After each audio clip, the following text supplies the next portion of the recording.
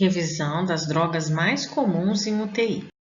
Adrenalina, também chamada de epinefrina, é uma medicação simpático-mimética, é um hormônio utilizado para estimular o sistema nervoso simpático do organismo.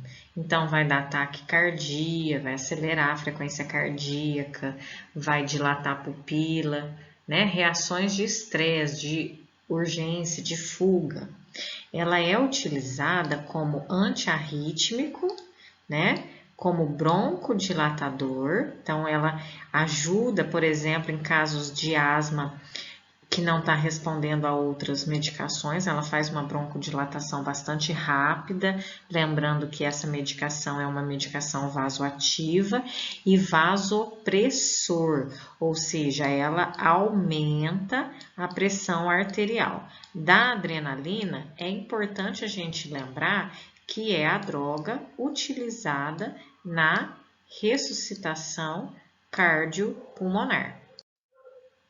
Os cuidados de enfermagem são aferir os sinais vitais antes e após a medicação, monitorar a saturação, observar o padrão respiratório e o débito urinário. E a gente deixa destacado aqui que em casos de RCP, em último caso, quando não é possível achar um acesso, ela é utilizada por via endotraqueal também, tendo esses cuidados de insuflar o ambu 5 vezes antes, administrar a droga e hiperventila mais 5 vezes com o ambu. A noradrenalina, também chamada de norepinefrina, é um hormônio também muito parecido com a adrenalina, ele tem um átomo só de diferença. É também um tipo de droga para estimular o sistema nervoso simpático. É utilizado como vasopressor. Então, a adrenalina é a droga da parada. A noradrenalina é a droga do pós-parada. É a droga que eleva e mantém a pressão do paciente. Essa droga, gente, ela é importantíssima na UTI, tá? Paciente que está dependente de noradrenalina, é um paciente que não está conseguindo manter pressão arterial no nível mínimo. Então, se não for feito nada, ele vai a óbito, né? A hemodinâmica dele está falhando. Então, a nora eleva a pressão arterial.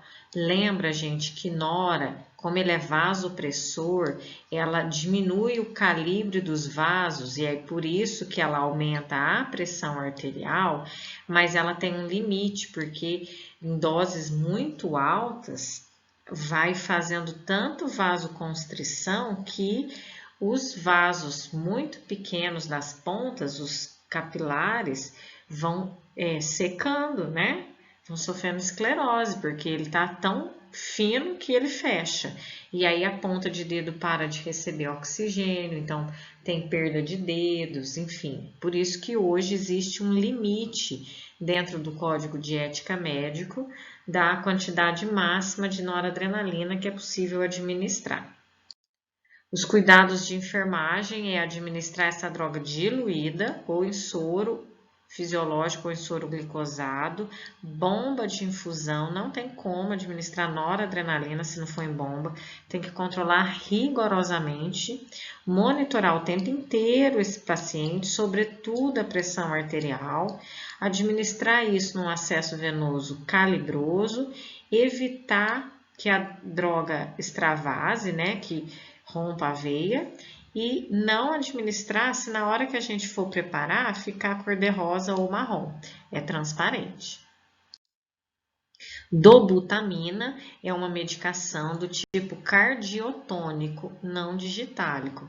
Então, é uma medicação utilizada para aumentar a força do coração, a força de contração do coração e acaba elevando a frequência cardíaca. Ela é muito usada em pacientes cardíacos, pacientes pós-operatório de cirurgias cardíacas. Os cuidados com a dobutamina são uso exclusivo para ela, tá? Evitar de administrar ela no mesmo acesso que outras drogas. Se o paciente tiver com hipovolemia, primeiro eu tenho que corrigir essa falta de volume de sangue antes de administrar a dobutamina. Monitorar o eletro, porque ela pode dar fibrilação, monitorar a pressão, balanço hídrico.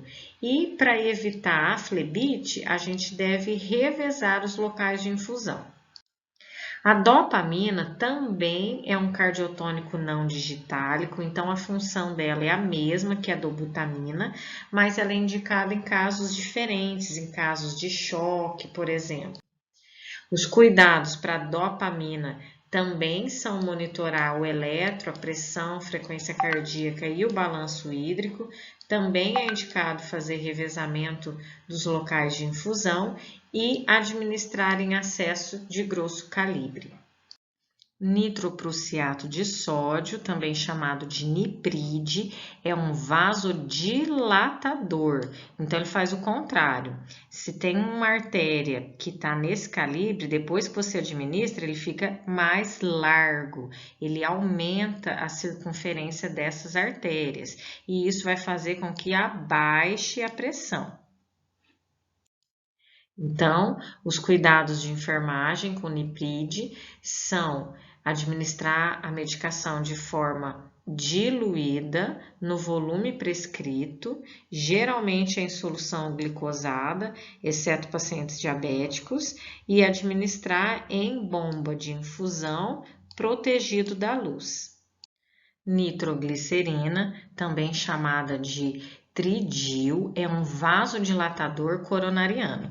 Então, a função dele é aumentar o diâmetro das artérias que irrigam o próprio coração, certo? Então, ela aumenta o calibre dessas artérias que irrigam o coração. Então, elas vão baixar um pouco a pressão, certo? E vão aumentar o fluxo que chega de sangue no músculo cardíaco.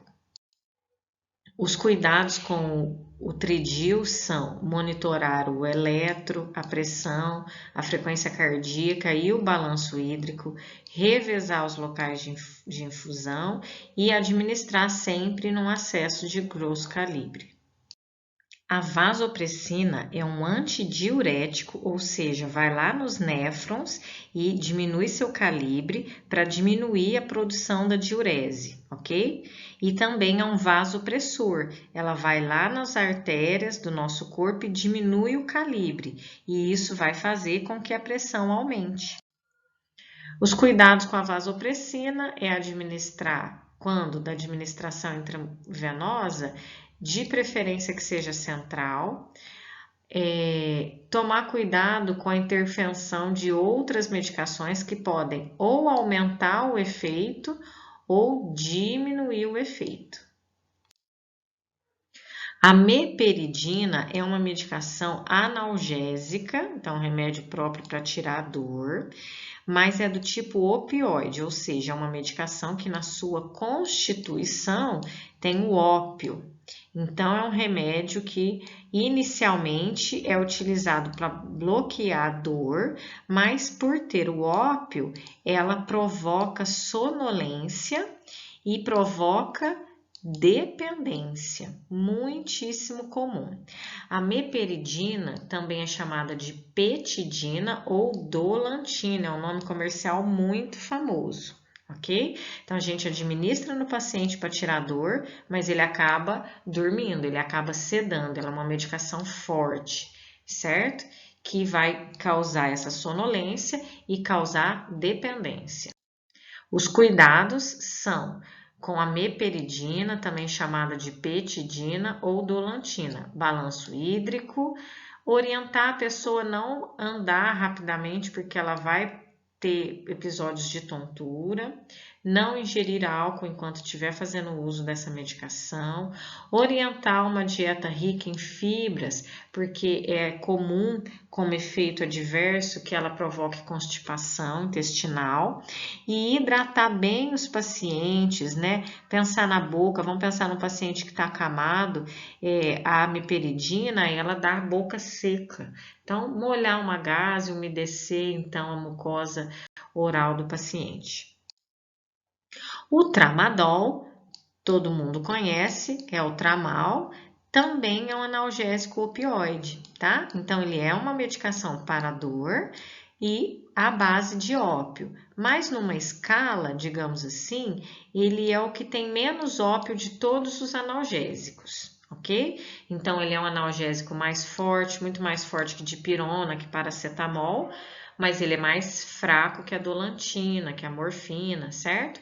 Dentre dos opioides é o mais fraco, mas também utilizado para diminuir a sensação, diminuir não, bloquear a sensação de dor, pode causar dependência, pode causar sonolência, num grau menor que dos demais analgésicos opioides.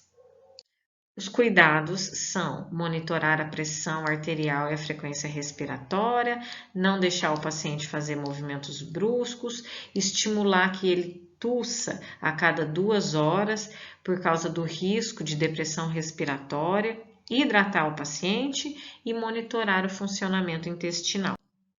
A morfina é um analgésico opioide bastante forte, muito conhecido, né? Ela causa uma sonolência muito rapidamente e causa dependência também. Como ela também é administrada em comprimido, às vezes o paciente tem medicação dessas em casa, é comum que ele acaba até se intoxicando quando toma a mais.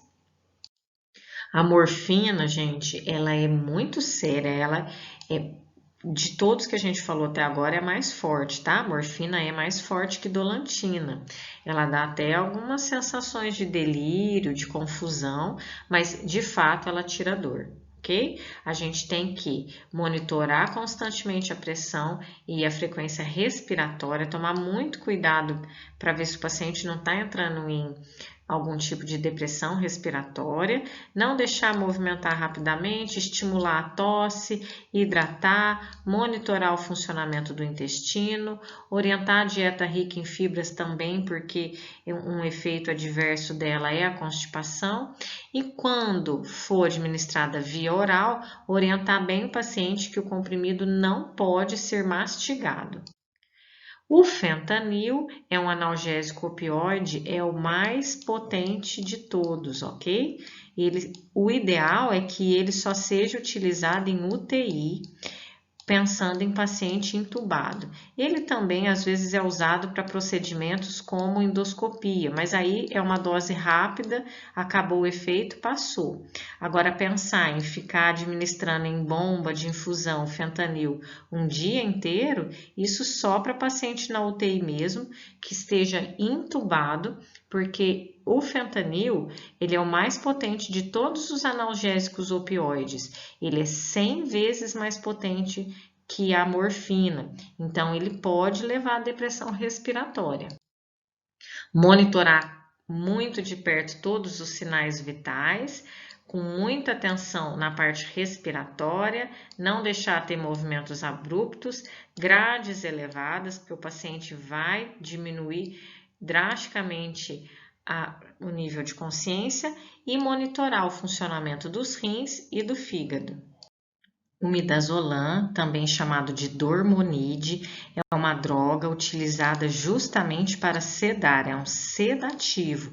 Ele vai diminuir o nível de consciência. A gente tem que tomar muito cuidado com a depressão respiratória que ele pode provocar. A gente vai monitorar constantemente os sinais vitais, atentando para a respiração, não deixar movimentos bruscos, grades elevadas e quando em comprimido não pode ser mastigado. Ele é o comprimido que é entregue, que o paciente toma antes de ir para o centro cirúrgico. E por último, o Propofol, que é uma medicação anestésica utilizada para induzir anestesia, certo? E a perda de consciência, ela vai provocar esse relaxamento, vai diminuir a atividade reflexa. Ele é perigoso porque ele não tem antagonista. Então, a gente vai ter que monitorar muito de perto os sinais vitais, a respiração, não deixar ter movimentos abruptos e manter sempre as grades elevadas.